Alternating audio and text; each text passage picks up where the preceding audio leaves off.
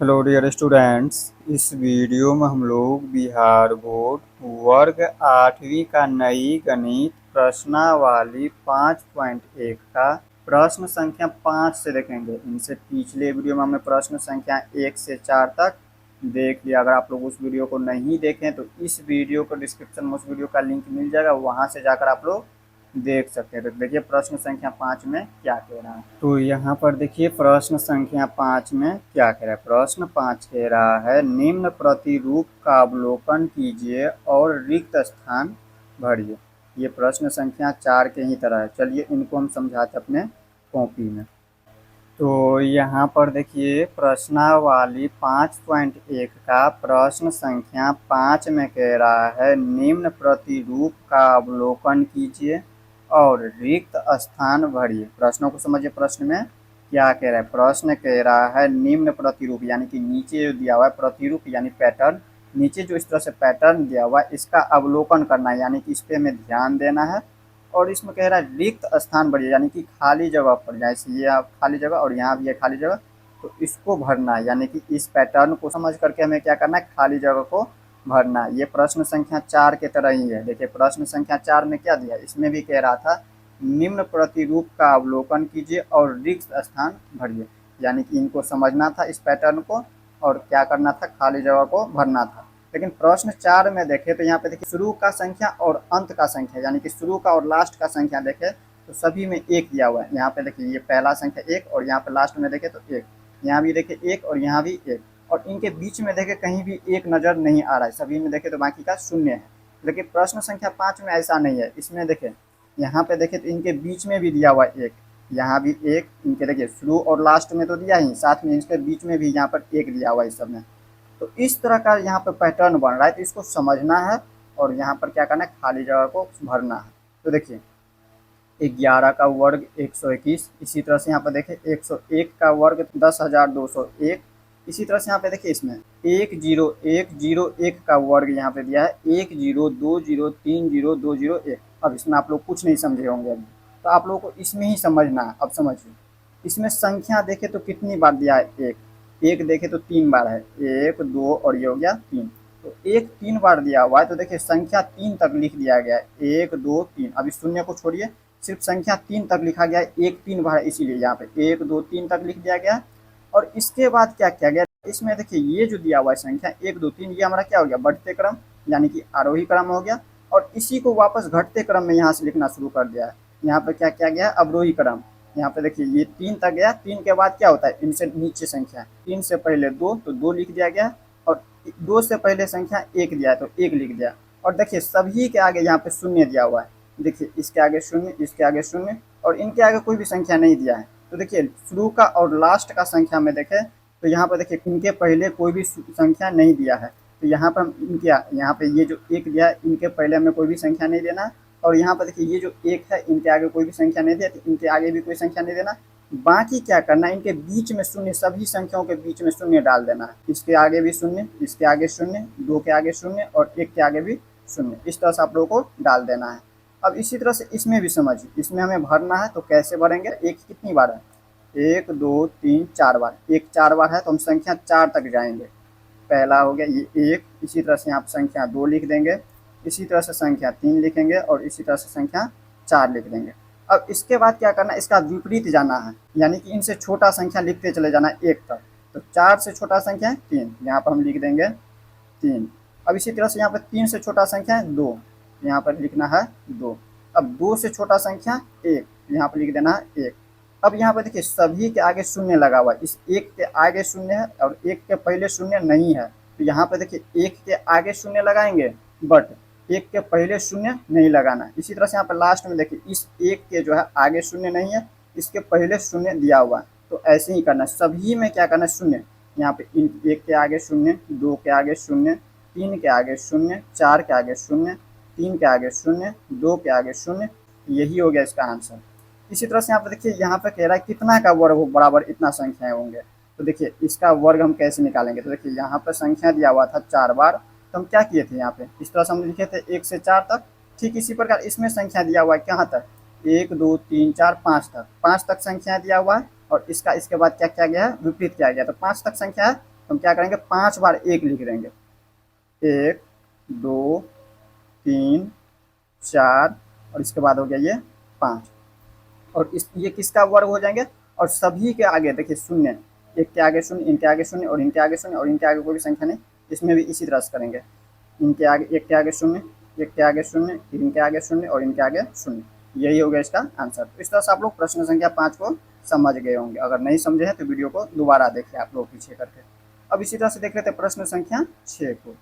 अब देखिए इसी तरह से प्रश्न संख्या 6 में क्या कह रहा है, प्रश्न संख्या 6 को समझिए। इसमें कह रहा है दिए गए प्रतिरूप का उपयोग करते हुए लुप्त संख्याओं को प्राप्त कीजिए। प्रश्नों को समझिए। प्रश्न में क्या रहा है, मेन होता है प्रश्नों को समझना। प्रश्न कह रहा है दिए गए प्रतिरूप का उपयोग करते हुए, यानी कि प्रतिरूप का मतलब हो गया पैटर्न, पैटर्न का उपयोग करते हुए, यानी कि ये जो दिया हुआ इस तरह से संख्या है, इसका पैटर्न को समझ करके क्या करना है आप लोगों को, लुप्त संख्या को प्राप्त करना है। लुप्त संख्या यानी कि जहाँ से संख्या गायब है। देखिए यहाँ पे संख्या हमें नहीं पता है, यहाँ पे गायब है। इसी तरह से यहाँ पे संख्या हमें नहीं पता है, गायब है। यहाँ भी संख्या गायब है यानी लुप्त है, यहाँ भी संख्या लुप्त है। तो इससे हमें क्या करना है, प्राप्त करना है। तो देखिए इस पैटर्न को समझ करके इन संख्या को हम कैसे प्राप्त करेंगे। तो देखिए यहाँ पे 1 का वर्ग प्लस 2 का वर्ग प्लस 2 का वर्ग बराबर 3 का वर्ग। दूसरी लाइन में यहाँ पर देखिए 2 का वर्ग प्लस 3 का वर्ग प्लस 6 का वर्ग बराबर 7 का वर्ग, 3 का वर्ग प्लस 4 का वर्ग प्लस 12 का वर्ग बराबर 13 का वर्ग, 4 का वर्ग प्लस 5 का वर्ग, यहाँ पे संख्याएं लुप्त है, बराबर में 21 का वर्ग। तो इसमें आप लोगों को कुछ पैटर्न समझ आ रहा होगा। इसमें सभी में देखें, यहाँ पर देखिए 1 का वर्ग प्लस 2 का वर्ग, इसी तरह से यहाँ पे देखिए 2 का वर्ग प्लस 3 का वर्ग, 3 का वर्ग प्लस 4 का वर्ग, यानी कि एक संख्या बढ़ा करके यहाँ से लिख दिया जाता है। यहाँ पे 1 है तो एक संख्या बढ़ाएंगे तो 1 में यहाँ पे क्या हो जाएंगे, 2 हो जाएंगे, तो 1 का वर्ग प्लस 2 का वर्ग लिखा गया है। इसी तरह से यहाँ पे देखिए 2 है तो यहाँ पे एक संख्या बढ़ा करके यहाँ लिख दिया गया, तो 2 का वर्ग प्लस 3 का वर्ग, तो 2 का वर्ग 3 का वर्ग। इसी तरह से यहाँ पे देखिए 3 का वर्ग था तो एक संख्या बढ़ा करके यहाँ पे लिख दिया गया 4 का वर्ग। इसी तरह से यहाँ पे 4 का वर्ग है या एक संख्या बढ़ा करके यहाँ पर लिख दिया गया है 5 का वर्ग। ठीक इसी प्रकार यहाँ पे 5 का वर्ग है तो यहाँ पर लुप्त संख्या प्राप्त करना है, तो एक संख्या इसमें क्या करना है आप लोग को, बढ़ा देना है। तो यहाँ पर लिख देंगे हम 6 का वर्ग, ये हो जाएंगे 6 का वर्ग, यहाँ पे वर्ग पहले से दिया है। इसी तरह से यहाँ पे देखिए 6 का वर्ग है प्लस 7 का वर्ग, एक संख्या बढ़ा करके लिखा गया है। और अब देखिए यहाँ पे 1 का वर्ग प्लस 2 का वर्ग प्लस 2 का वर्ग यहाँ पे लिखा है। इसी तरह से यहाँ पे देखें तो 2 का वर्ग प्लस 3 का वर्ग प्लस 6 का वर्ग, तो यहाँ पे 6 का वर्ग और यहाँ पे 2 का वर्ग कैसे प्राप्त होगा। तो यहाँ पर देखें एक को हम अगर 2 संख्याओं से गुना करें तो यहाँ पर 2 का वर्ग, एक संख्याओं को 2 से गुना करिएगा तो 2 ही प्राप्त होगा। यहाँ पर 2 का वर्ग लिखा गया है और इसमें भी देखिए यहाँ पर 2 का वर्ग प्लस 3 का वर्ग, तो प्लस में 6 का वर्ग प्राप्त हुआ। इन संख्याओं को गुना करिएगा, 2 को 3 से गुना करेंगे 2 3 6 का वर्ग। इसी तरह से यहाँ पे देखिए तो 3 प्लस 4, तो यहाँ पर 3 को हम 4 से गुना करेंगे, सभी को गुना करके यहाँ पे संख्याएं लिखा गया है, 3 चौके 12 संख्याएं। ठीक इसी प्रकार इसमें भी क्या करना है, यहाँ पे 4 को हम 5 से गुना करेंगे तो 4 पंचे के 20 का वर्ग प्राप्त हो जाएंगे। अब इसी तरह से यहाँ पे देखिए 5 का वर्ग, और ये हम संख्या प्राप्त कर चुके हैं, पहले ही बता चुके हैं।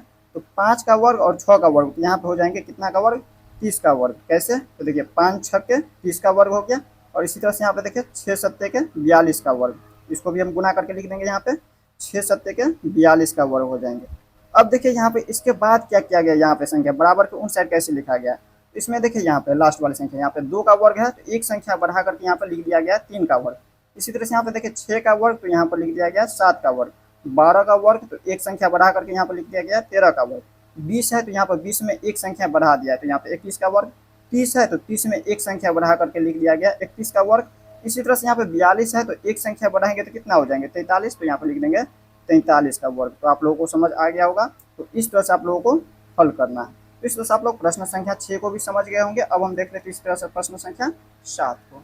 अब देखिए इसी तरह से प्रश्न संख्या 7 में क्या कह रहा है, प्रश्न संख्या 7 को समझिए। इसमें कह रहा है योग संक्रिया किए बिना योगफल ज्ञात कीजिए। प्रश्नों को समझिए। प्रश्न में क्या रहा है, प्रश्न में कह रहा है योग संक्रिया किए बिना, यानी कि इनको बिना जोड़े इसका योगफल ज्ञात करना है। तो बिना जोड़े इसका योगफल हमें कैसे प्राप्त होगा, तो इसके लिए हमें एक सूत्र होता है, उसे आप लोगों को याद रखना होगा। क्रमागत विषम प्राकृत संख्याओं का योग बराबर n²। उसको भी आप लोगों को समझाते हैं, पहले इसको लिख देते हैं, इसके बाद आगे आप लोगों को समझाते हैं। तो यहाँ पर हम लिखेंगे क्रमागत n लिखे, या फिर डायरेक्ट लिख दीजिए, n जो की संख्याएं होती है तो डायरेक्ट लिख देते हैं हम क्रमागत विषम प्राकृत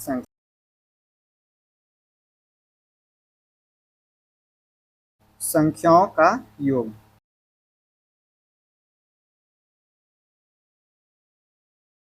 योग बराबर होता है एन स्क्वायर। इसे आप लोगों को ध्यान रखना है। क्रमागत का मतलब क्या हो गया, यानी कि क्रमागत चलना चाहिए, यानी कि एक के बाद दूसरी संख्या, जैसे एक के बाद दो होता है तो दो नहीं लेना है। क्यों नहीं लेना है, तो क्रमागत के हिसाब से तो यही होना चाहिए, एक के बाद दो, दो के बाद तीन, तीन के बाद चार। लेकिन इसमें यहाँ पे ध्यान दीजिए, क्रमागत में हमारा विषम प्राकृत संख्या होना चाहिए। विषम यानी कि जिसमें दो से पूरा पूरा भाग न लगे। जैसे एक के बाद दो लेते तो दो में पूरा पूरा भाग लग जाता है, दो से दो में भाग देंगे तो वो कट जाएंगे। तो हमें विषम संख्या लेना है और वो प्राकृत संख्या होना चाहिए। प्राकृत संख्या यानी कि गिनती की संख्या को हम प्राकृत संख्या कहते हैं। जैसे गिनती हम शुरू कहाँ से करते हैं, एक से, तो एक से लेकर आगे जितने भी संख्या होती है वो हमारा प्राकृत संख्या होता है। क्रमागत में होना चाहिए, क्रमागत में वहाँ पर हम विषम संख्या लेंगे। विषम संख्या यानी कि ये हमारा एक हो गया, तीन हो गया, पाँच हो गया, सात हो गया, सात के बाद विषम संख्या नौ होता है। इस तरह से लेना है। और इन सभी का जब योग करते हैं तो यहाँ पर होता है एन स्क्वायर। अब एन क्या है, ये हमारा इन सभी को जोड़ने पर जो संख्या प्राप्त होती है, एक दो तीन चार पाँच, ये हमारा एन हो गया, ये सभी संख्या है। यहाँ पर क्या हो गया, एक दो तीन चार पाँच बार है, टोटल विषम संख्या पाँच है। यहाँ पर हम लिख देंगे एन की जगह पर लिख देंगे पाँच, पाँच, और इसका स्क्वायर लिख देंगे, और इसका स्क्वायर करेंगे तो कितना होगा, पच 25। पाँच का स्क्वायर का मतलब क्या हो गया, पाँच गुने पाँच, ये पाँच का वर्ग हो गया, और पाँच को पाँच से गुना करेंगे तो 25 होता है। यहाँ पे इस तरह से आप लोगों को लिख देना है। अगर पहला में नहीं समझ आया तो दूसरा में समझाएंगे तो आप लोगों को समझ आएगा। तो इसमें समझिए, ये जो दिया हुआ है इसमें भी यहाँ पर क्या लिखेंगे, एन क्रमागत विषम प्राकृत संख्याओं का योग, या यहाँ पे इस तरह से लिखिए, क्रमागत विषम प्राकृत संख्याओं का योग।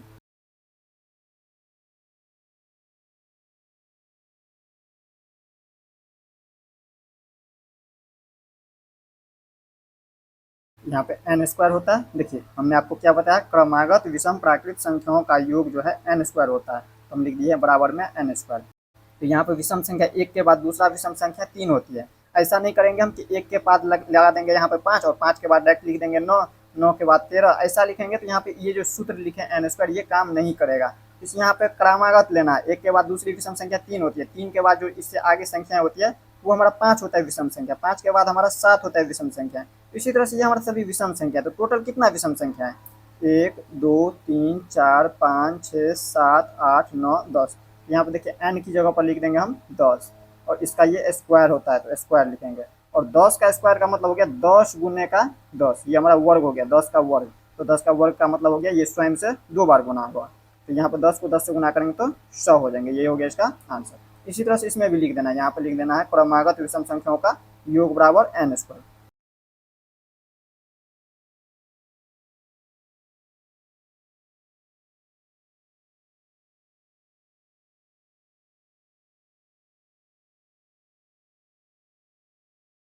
देखिए इस तरह से हमने लिख दिया है। यहाँ पे एन स्क्वायर आप लोगों को पता है, एन क्या है, यहाँ पे ये संख्या है, इन संख्याओं को जोड़िए। टोटल कितना संख्या है इसमें, एक दो तीन चार पाँच छः सात आठ नौ 10 11 12। टोटल यहाँ पे 12 क्रमागत विषम संख्या है। तो यहाँ पे लिख देंगे एन के स्थान पे 12, और इसका वर्ग होता है तो यहाँ पे लिख देंगे वर्ग, या का चिन्ह लगा देना। और यहाँ पे लिखना है 12 का वर्ग का मतलब हो गया 12 गुने 12, और 12 को 12 से गुना करिएगा तो यहाँ पे 12 गुणा 144 होता है। यही हो गया इसका आंसर। तो इस तरह से आप लोग प्रश्न संख्या 7 को समझ गए होंगे। अब हम देख लेते हैं इसी तरह से प्रश्न संख्या 8 को। अब देखिए इसी तरह से प्रश्न संख्या 8 में क्या कह रहा है। प्रश्न संख्या 8 में दो प्रश्न है, पहला और ये दूसरा। पहला में क्या कह रहा है, 49 को 7 विषम संख्याओं के योग के रूप में लिखे। देखिए ये जो प्रश्न संख्या 8 है, ये प्रश्न 7 का उल्टा दिया हुआ, उसमें क्या था यहाँ पे समझिए। यहाँ पर देखिए प्रश्न संख्या 7 में क्या दिया था, प्रश्न 7 में कह रहा था योग संख्या किए बिना योगफल ज्ञात कीजिए। ये इस रूप में दिया था तो मैं इस रूप में तोड़े थे उनको। लेकिन ये क्या है कि इस रूप में दिया है, यहाँ पे ये 25 है, यहाँ पे 25 के जगह पर इसमें 49 दिया है। यहाँ पर लिख देंगे, देखिए लिख देते हैं यहाँ पे 49। ये हम पहला का हल कर रहे हैं, हल कर रहे हैं पहला का। देखिए यहाँ पे 25 की जगह पर 49 दिया है, तो यहाँ पर ये 25 किसका वर्ग है, 5 का वर्ग। ठीक इसी प्रकार 49 किसका वर्ग है, 7 का वर्ग है। यहाँ पे 49 को हम लिख सकते हैं 7 का वर्ग। और इसका हमें क्या करना है, इस रूप में तोड़ना है। यहाँ पे कह रहा है 7 विषम संख्याओं के रूप में लिखने के लिए 49 को। तो 7 विषम संख्या कैसे लिखेंगे हम, तो क्रमागत लिखेंगे। हमने आपको बताया हुआ है क्रमागत विषम प्राकृत संख्याओं का योग बराबर होता है एन स्क्वायर। इस तरह से हम लिखते हैं हमेशा क्रमागत में। अगर यहाँ पर हम जैसे यहाँ पे 7 लिखना है, इसमें कितना है 1 2 3 4 5 है, तो इसमें 7 तक जाना है क्रमागत। ऐसा नहीं करना है कि एक के बाद डायरेक्ट लिख देंगे हम 5, तो गलत हो जाएगा। तब ये जो सूत्र लगाए वो गलत हो जाएगा, और ये भी गलत हो जाएगा इसमें जब लिखेंगे। तो इसमें क्रमागत विषम संख्याएं लिखना है।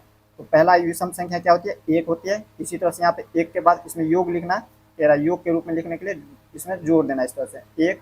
दूसरा विषम संख्या क्या हो जाएंगे, तीन। इसी तरह से यहाँ पे होता है, इसमें जोड़ना है सभी में, तीन के बाद पाँच, पाँच में सात, सात के बाद होता है नौ, नौ के बाद होता है इसी तरह से यहाँ पे 11। टोटल विषम संख्या कितना होना चाहिए, सात होना चाहिए। तो देखिए एक दो तीन चार पाँच छः, और यहाँ पे इसके बाद हो गया छः के बाद सातवां विषम संख्या 13।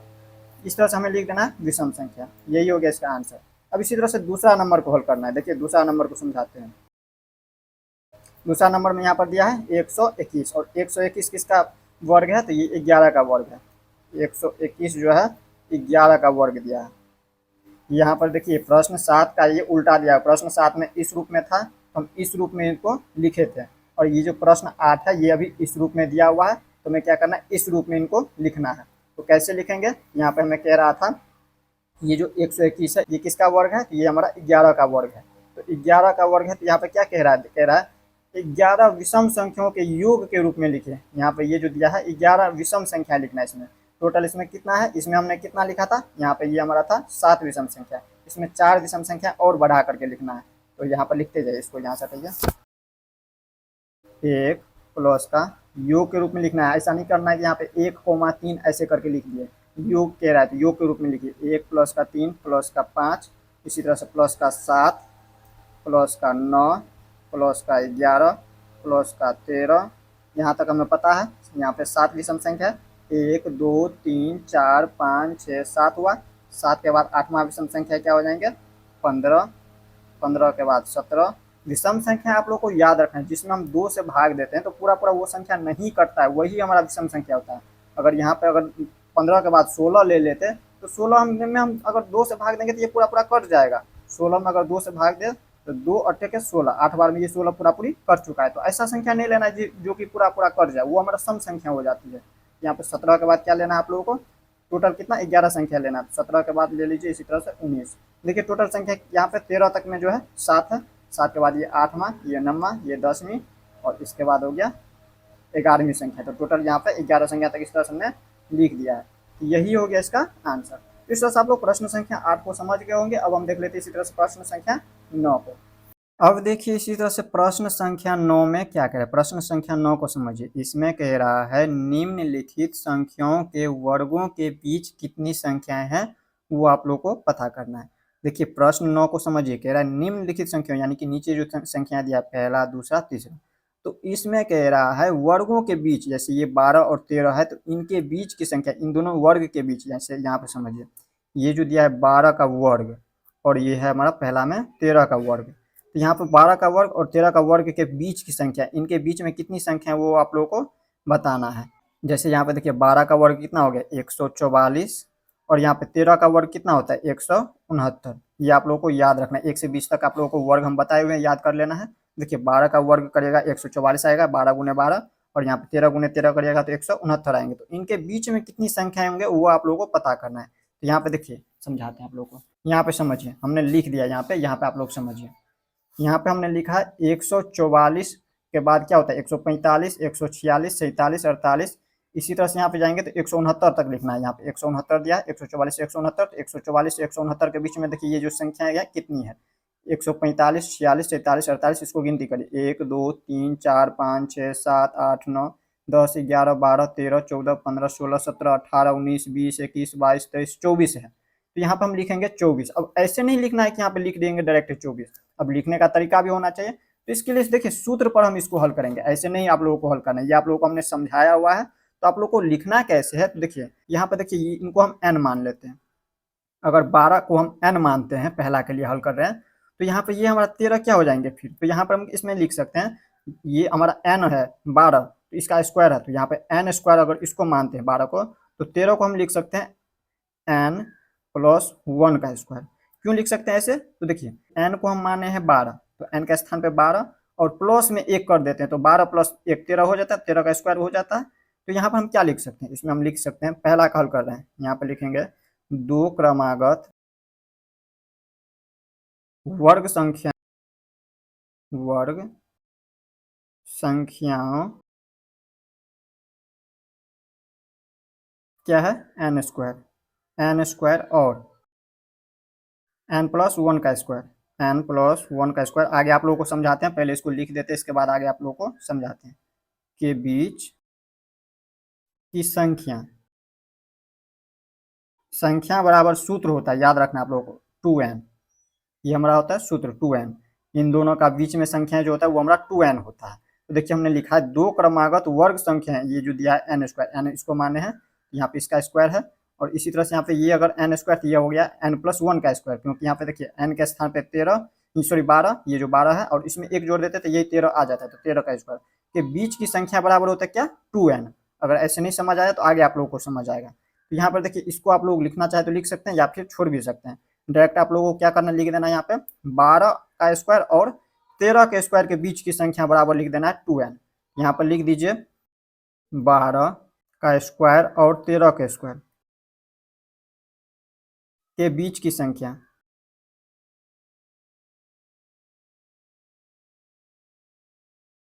बराबर लिख देना है 2n। यहाँ पर ये इसका सूत्र, इस पे हम इनको हल करेंगे। तो देखिए 2n बराबर हमें देखिए 2 है, 2 और ये n इसके गुना में है, 2n का मतलब हो गया 2 गुने n। ये हमारा गुणनखंड के रूप में हो गया और इसी को जब गुना करेंगे तो 2n प्राप्त, ये हमारा गुणनफल के रूप में है। तो 2 है तो लिख देंगे 2 और n किसको माने हैं, 12 को, पहला को हल कर रहे हैं तो n के स्थान पर गुना करना है, लिख देना n के स्थान पर 12। यहाँ पे देखिए 12 दूनी की कितना होता है, 24 होता है। तो यहाँ पर टोटल जो है इनके बीच में 24 संख्या आप लोगों को पता चल गया होगा। तो हमें इस सूत्र से निकाले हैं तो 24 हमें पता चल गया, और इसके बीच हम गिनती करके भी दिखाए थे आप लोगों को। यहाँ पर इसको हम गिनती किए थे तो पता चल गया था, यहाँ पे टोटल कितना है, 24 है। तो ऐसे आप लोगों को हल नहीं करना है, यहाँ पे सूत्र पे इसी तरह से हल करना है आप लोगों को। ये हमारा पहला का हो गया आंसर। अब इसी तरह से दूसरा को हल करेंगे, ये पहला का था, दूसरा नंबर को इसी तरह से हल करिए। यहाँ पे लिख देना है दूसरा में क्या लिखना है, यहाँ पे है 25 और 26 का वर्ग। यहाँ पे लिख लीजिए, ये हमारा क्रमागत में ही, ये जो सूत्र दिया है ये क्रमागत संख्या में ही काम करेगा। दूसरा कैसे भी, जैसे मान लीजिए 25 के बाद 27 रहता तो उसमें ये जो सूत्र है ये नहीं काम करता। ये हमारा क्रमागत संख्या, देखिए 12 के बाद क्या होता है 13 संख्या, 25 के बाद होता है 26, 99 के बाद होता है 100। तो इस तरह से संख्या दिया है, एक बढ़ा करके, तो वो हमारा क्रमागत होता है। तो वो हमारा क्रमागत संख्या में ये सूत्र काम करेगा। तो ये आप लोगों को ध्यान रखना है। इसमें क्या लिखना है, 25 और 26 का वर्ग, 25 का वर्ग और 26 का वर्ग के बीच की संख्या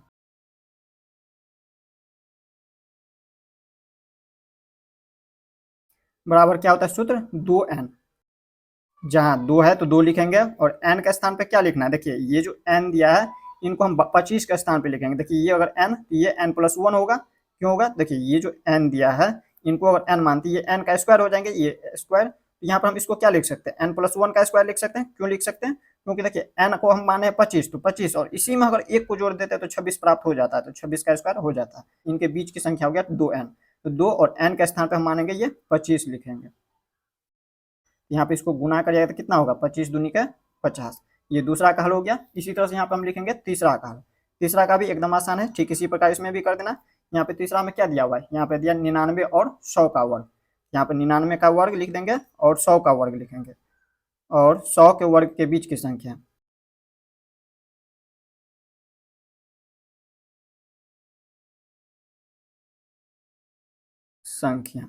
बराबर क्या होता है, 2n। तो लिख देंगे 2n। तो यहाँ पे देखिए 2 और n के स्थान पे क्या लिखेंगे, ये जो संख्या दिया 99, 99 को लिख देंगे, ये हो गया 99। यहाँ पे इसको गुना करेंगे तो कितना होगा, 9 दूनी का 18 का 8, हाथ में 1, 9 दूनी का 18, 1, 19, यानी कि 198 हो जाता है। यहाँ पे लिख देना आप लोगों को 198। तो इस तरह से यही हो गया इसका आंसर। तो इस तरह से आप लोग प्रश्न संख्या 9 को भी समझ गए होंगे। नेक्स्ट वीडियो में हम लोग प्रश्नावली 5.2 को देखेंगे। तो मिलते हैं नेक्स्ट वीडियो में। जय हिंद।